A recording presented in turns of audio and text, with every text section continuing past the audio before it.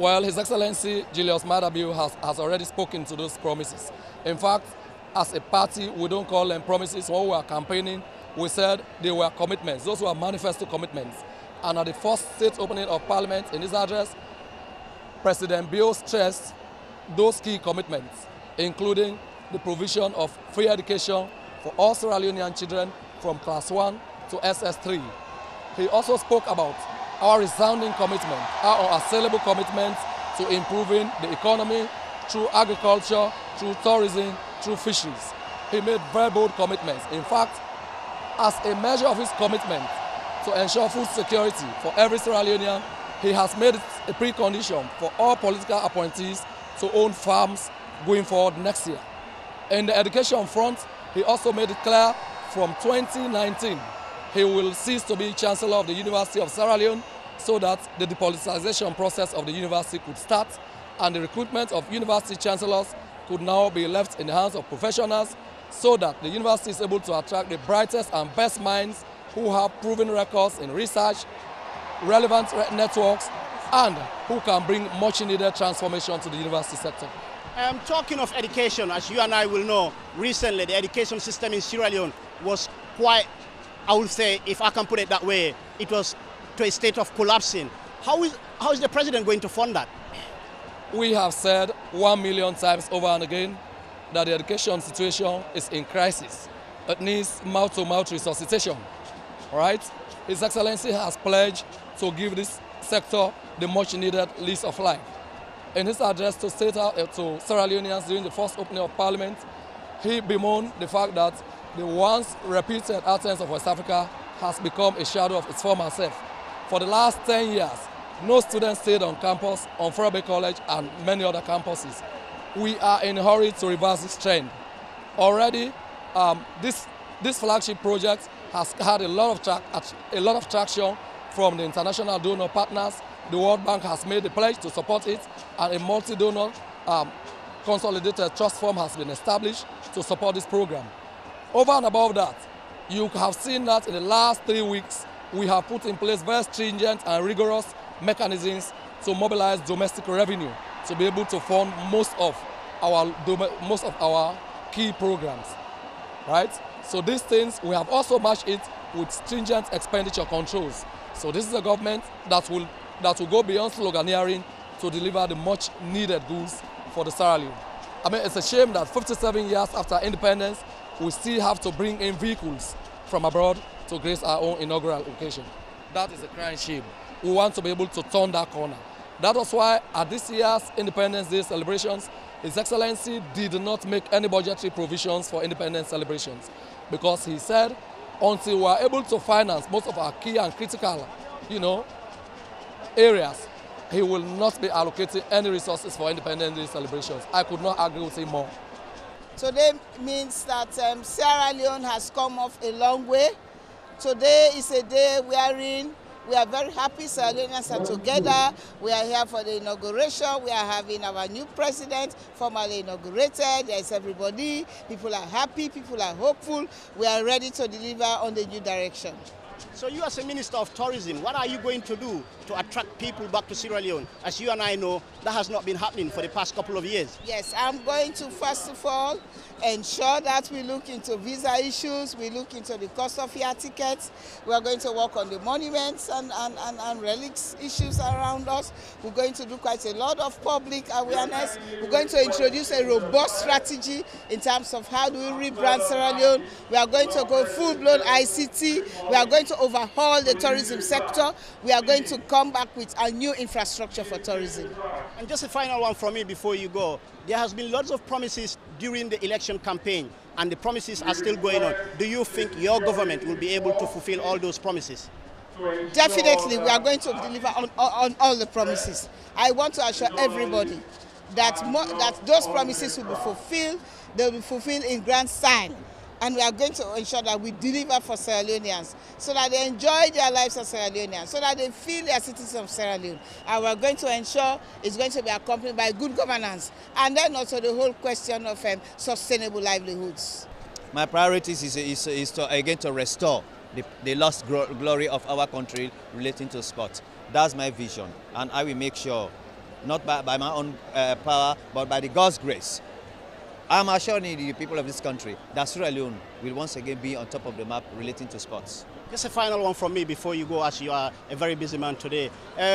You and I know the football is not quite good at the minute. Is that something that you are thinking of to change? Well, this is no secret. I know there is a serious acrimony in the football family. But as I speak now, I have started doing my assignment. I came as a father, as a unifier, and I will make sure I unify the football family so that we can have perfect tranquility in this sporting discipline. You see, when there is perfect tranquility, when there is perfect unity, when there is perfect cordiality, I think we can make it. And that's my greatest challenge now. As I speak, the SLFA that used to be in disarray, I have reunited them again. Now the stakeholders, I have met with them and they had given me the award that, with my own support, they are ready to let football play. Trust me, football will become a thing of the past and will sail through. Well, today means a lot to me. It signifies that today we are also strengthening our democracy in spite of the fact that it's a new democracy, but at least we are signifying, or we are showcasing today our unity, and we are showcasing that yes, indeed, in spite of the fact that we have multi-party existing in the Republic of Sierra Leone, yet we can still cooperate and we can still manage our affairs. Today is signifying a peaceful transfer of power from one democratically elected government to another democratically elected government. And it means that the people have voted and the voices of the people stand loud, and that this government is actually going to take development, real-time development for the betterment of this nation and for its citizens and everyone dwelling in this country. Talking of development, there were lots of promises during the election campaign, which you and I will know not many of them or not all of them will be fulfilled. What will be your take on many of the critics who think you will not be able to fulfill your promises? Firstly, the Sierra Leone People's Party and this SLPP government is a government that is filled with technocrats, and we have the competent leadership which is very much mindful of his words, and at the same time he has the credibility. In the past, he said he will conduct democratically elected elections and hand over power to a democratically elected government. He did that in the past and he left. He came back, he put himself again in the queue to fight for leadership. And many will argue he had no choice then. Say again? Many will argue he had no choice then, he had to do it. Well, fine, that takes leadership to be able to actually conform with the norms. At the point you had power, to relinquish power at a point in time when you have guns, you have the men under your command. It takes leadership and it takes patriotism. So he has proven himself as a credible leader in the past. And again, he is also here to demonstrate that what he has promised in his new manifesto, in his new direction manifesto, he is here to deliver. As you can follow also, again, from his the opening of Parliament, the speech or program he has actually put forward to the nation as to how he intends to run governance, you understand, for this nation. It tells you that he's a credible leader and he has gotten the team to be able to deliver on the promises he has made to the people. And he's gotten the rightful team, he has gotten the leadership acumen it takes, he has the discipline it takes to be able to ensure that development is experienced in this nation. If I can take this interview to a personal level, you are the publicist for the opposition, which is quite different being the ruling party. Now that you are the ruling party, do you think your government or you as a publicist will be able to handle the mantle? Of course, I have handled the mantle as an opposition. It means I was checking the flaws of the outgoing government, which means to solve a problem is to understand the problem. As an opposition, we have been able to identify the loopholes of the outgoing government. So we have come in to fill in that loopholes and ensure that every gap is filled and ensure that we bring development, not a cosmetic one for the people of this country, but a real time, and live up to expectation to whatever promises we have made to the people. When you were in the opposition, you used to cry foul, saying that the opposition were not given the chance or were not allowed to say what they were meant to be saying. Will you do differently?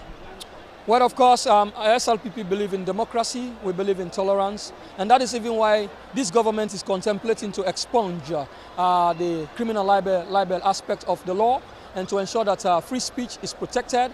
But however, given the fact that we are in democracy, that your rights should not affect my own rights, free speech itself should be measured within the context of democracy and human rights, and ensure that we have governance operates in a very smooth atmosphere for the betterment of this nation. And just a final one from me. What will be your message to every Sierra Leonean, and how are you going to ensure that that freedom of speech that you've just mentioned, that journalists in this country will not be targeted? Free speech equally does not mean people should practice reckless journalism. They are professional journalists, and we also call on the association responsible for journalism to ensure that the ethics of the profession, right, is upgraded and ensure that a monitoring structure is set up to monitor the work of journalism and also reporters, so that we are able to do democratic journalism that is professional, that is in the interest of building this nation as a national force, not journalism that will create division in the nation. But whatever journalism we are practicing, it should be professional and it should gear towards enhancing development in the nation.